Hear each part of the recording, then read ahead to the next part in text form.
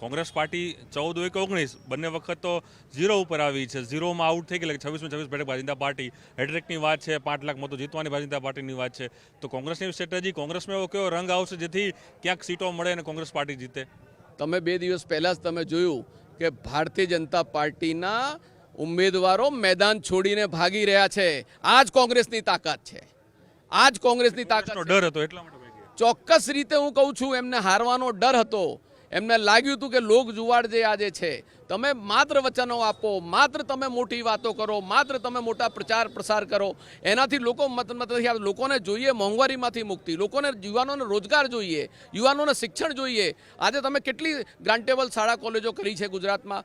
Bharatiya Janata party જવાબ આપે.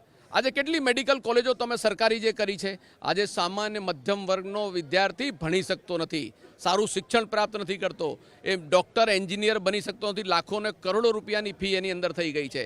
આજે પૂર્વ વિસ્તારની વાત કરું, આજે 20 લાખની આસપાસની વસ્તી પૂર્વ વિસ્તારમાં થઈ ગઈ છે. એક પણ હોસ્પિટલ નથી બની, એક પણ સારા સરકારી શાળા કોલેજો નથી બન્યા. તો આજે અનેક મુદ્દાઓ જે છે જેનાથી લોકોને વંચિત રાખવામાં આવ્યા છે. મુદ્દા આધારિત જવાશે માત્ર. પણ તમે જે કહ્યું, ફરી હું વાંચીને વધે કાપું છું, કહ્યું કે કોંગ્રેસ ભારતીય જનતા પાર્ટીના નેતાઓ ભાગ્યા, પીછેહટ કરી, હારનો ડર છે. તો અમદાવાદ પૂર્વના બેઠકના ઉમેદવારો તો પીછેહટ કરીને એક્ઝિટ થઈ ગયા, ના પાડતી ચૂંટણી નથી લડવી. એ એમનો પારિવારિક મામલો તો આપે જોયું કે એમના પિતાશ્રી આઈસીયુમાં એડમિટ થઈ ગયા હતા, ક્રિટિકલ હતા, કાર્ડિયક પ્રોબ્લેમ છે. પછી એમના સામાજિક કુટુંબિક કારણો જે પણ હોઈ શકે. કોંગ્રેસે તો ઉમેદવાર એ જે વાત કરી, કોંગ્રેસ પાસે જો આખી પેનલ છે. કોંગ્રેસે ઇતિહાસમાં પહેલી વખત જે છે એ વહેલા ઉમેદવારો ડિક્લેર કર્યા છે. બાકી આપ જાણો છો કોંગ્રેસ છેલ્લા સમયે જ ઉમેદવાર ડિક્લેર કરતી હોય છે. એટલે આ વખતે અમે પણ ટેસ્ટર અડાડીને કામ કરીએ છીએ. પ્રોપર લાગી ગયું ખરું રોહન ગુપ્તા? એટલે ટેસ્ટર અડાડીએ છીએ કે છેલ્લી ઘડીએ કોઈ પણ એવી ઘટના ના ઘટે કે જેનાથી કોઈને પણ મુશ્કેલી સર્જાય. અમારી પાસે કાર્યકર્તાઓની, ઉમેદવારોની ભરમાર છે. એકની પાછળ એક કાર્યકર્તા રાહ જોઈને બેઠા છે. એટલા માટે અમે લોકોએ પણ નક્કી કર્યું છે કે નવા લોકો આવે.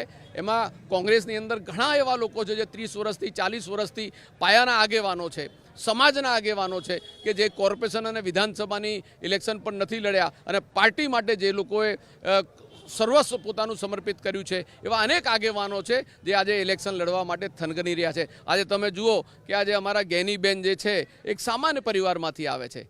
આજે એ બનાસકાંઠામાંથી લોકસભાની સીટ ઉપર લડી રહ્યા છે અને લોકો ક્રાઉડ ફંડિંગ જે ગામમાં જાય છે, કંકુ ચાંદલા તિલક કરીને લોકો પૈસા પણ આપે છે અને વચન પણ આપે છે કે અમે તમારી સાથે રહીશું. આ દેશમાં, રાજ્યમાં માત્ર ધન કુબેરોથી કે માત્ર પૈસાથી કે માત્ર પ્રચાર પ્રસારથી ઇલેક્શન નથી જીતાતું. લોકોનું મન જીતવું પડે અને કોંગ્રેસ જીતશે. હવે તો પૂર્વ માટે ઉમેદવાર અમદાવાદ શહેરના તમે પ્રમુખ પણ છો, પૂર્વ મેયર, પૂર્વ ધારાસભ્ય પણ. અમદાવાદ પૂર્વનો ચહેરો કયો? પાટીદાર સમાજમાંથી પાર્ટી લાવવા માંગી રહી છે અહીંયાથી?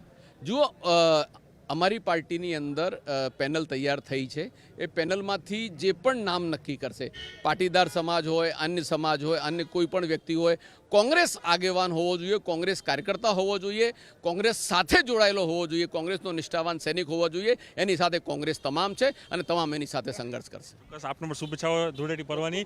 આ તમામ જે નેતાઓ જોઈ શકો ધૂળેટીનો રંગે રંગાયા છે. તમામ લોકો રંગાઈ રહ્યા છે અને સતત કલરની અબીલ ગુલાલ સાથે આપ જોઈ શકાય છે કે નેતાઓની પણ ધૂળેટી અને સાથે જ લોકસભા ચૂંટણીને લઈને પણ જે માહોલ બન્યો છે, આ તમામ નેતાઓ પોતપોતાના ઘરે, સમર્થકો, કાર્યકર્તાઓ અહીં પહોંચીને કહી શકાય સેલિબ્રેશન છે, ધૂળેટી પર્વનું કરી રહ્યા છે. તો સાથે જ હિંમતસિંહ પટેલે અનેક ચાપકાઓ ભારતીય જનતા પાર્ટી ઉપર મારી છે. જે લોકો ગયા છે પાર્ટીનું, તેની ઉપર પણ તેઓ આકરા પ્રહાર અહીં કર્યા છે.